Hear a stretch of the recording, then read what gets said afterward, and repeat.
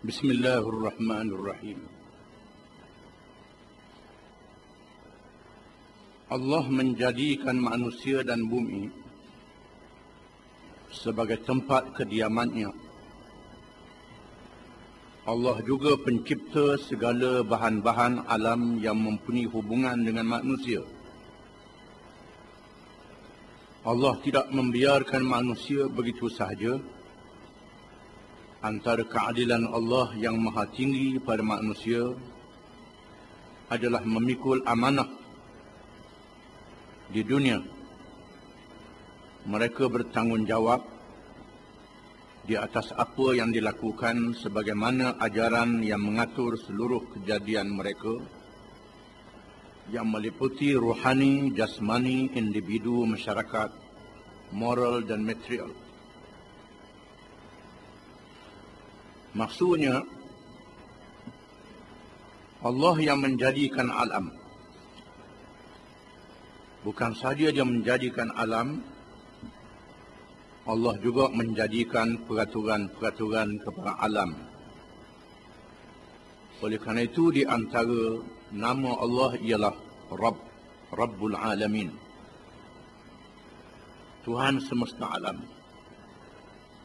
Yani Tuhan yang menjadi dan mentarbiyah alam.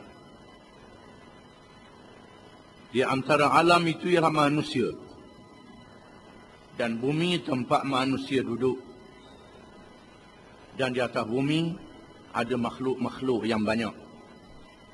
Tumbuh-tumbuhan, galian, binatang dan lain-lain. Dan langit dengan segala makhluknya, malaikat, matahari, bulan, bintang-bintang cakrawala, awan-awan yang mengarak. Semua makhluk ini ada kaitan dengan manusia. Bukan sahaja begitu saja.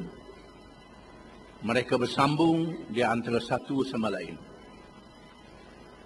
Kita melihat sendiri bagaimana peredaran bulan mempengaruhi pasang surut laut. Pasang surut laut mempengaruhi pembiakan dan peredaran ikan yang menjadi hasil laut kepada manusia. Hujan-hujan yang turun mempengaruhi tumbuh-tumbuhan yang dimanfaatkan oleh manusia, pembiakan binatang. Malaikat-malaikat juga ditugaskan oleh Allah. Ada malaikat yang menjaga urusan rezeki, Mikail, urusan wahyu, Jibril, dan malaikat-malaikat yang lain. Di mana semua makhluk ini berhubung di antara satu sama lain. Dan semua mereka berada di bawah perintah Allah Subhanahu wa ta'ala. Allah Ta'ala membahagikan kedudukan makhluk dengan adil di antaranya tugas masing-masing, termasuk tugas manusia. Di sinilah hikmatnya kita menyebut syahadah, pengakuan keesaan Allah bersama dengan keadilan Allah Subhanahu wa ta'ala. Dalam ayat yang kita baca wirid selepas sembahyang, syahidallahu annahu la ilaha illa huwa wal malaikatu wa ulul ilmi qa'iman bil qist. La ilaha illa huwal azizul hakim. Inna dina indallahi al-Islam. Allah menaik saksi bahawa tidak ada Tuhan melainkan Dia sahaja. Dan menaik saksi bersama dengan Allah bahawa tidak ada Tuhan melainkan Allah itu oleh para malaikat dan oleh ahli-ahli ilmu, yakni para ulama, sama-sama menyaksikan bahawa tidak ada Tuhan melainkan Allah. Qa'iman bil qist, yang menegakkan dengan keadilan, yang meletakkan sesuatu kena pada tempatnya. Termasuklah tugas-tugas yang diberi kepada makhluk-makhluknya. Di antara makhluk itu makhluk manusia, ditugaskan oleh Allah di atas muka bumi Allah Subhanahu wa ta'ala. Apabila malaikat bertanya ataj'alu fiha man yufsidu fiha wa yasfiku ad-dima'. Adakah engkau nak jadikan di atas muka bumi itu satu makhluk yang melakukan kejahatan, yang menumpahkan darah? Malaikat bertanya, bukan engkar, tetapi minta penjelasan. Malaikat adalah makhluk yang sangat taat kepada Allah Subhanahu wa taala. Dan mereka berlomba-lomba untuk taat kepada Allah. Bukan macam manusia suka mengundurkan diri. Malaikat berlomba. Bila malaikat bertanya, adakah engkau nak jadikan manusia di atas muka bumi? Maksudnya pasal apa tak suruh kami? Kami boleh menjalankan tugas. Tuhan kata, aku tahu apa yang kamu tak tahu. Malaikat tak boleh bertugas di bumi. Bukan tugas malaikat pera lembu. Bukan tugas malaikat pera khubah yang itik. Bukan tugas malaikat untuk bercocok tanam.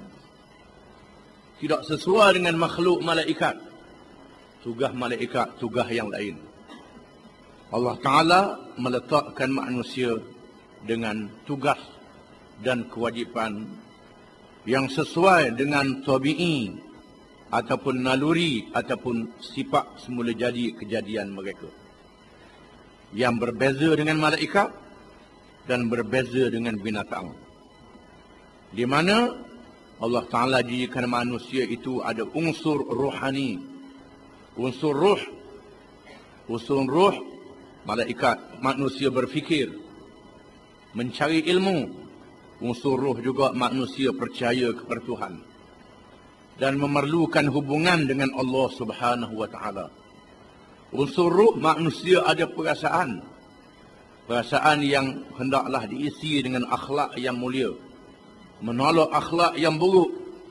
Itu semua adalah perkara rohani. Perkara abstrak. Perkara yang kita tak nampak. Yang tak boleh dipegang. Itu adalah kejadian manusia. Yang kita rasa sendiri perasaan dalam diri kita.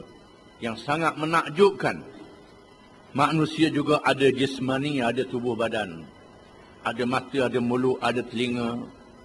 Ada perasaan yang dirasa oleh tubuhnya. Oleh lidahnya, oleh dirinya. Itu adalah unsur jasmani yang ada pada manusia. Rohani dan jasmani dua-duanya memerlukan makanan, memerlukan tugas dan memerlukan kedudukannya. Manusia juga adalah individu, iaitulah diri masing-masing. Dia kena jaga diri masing-masing. Manusia juga adalah masyarakat. Tak boleh hidup seorang, kena hidup ramai-ramai.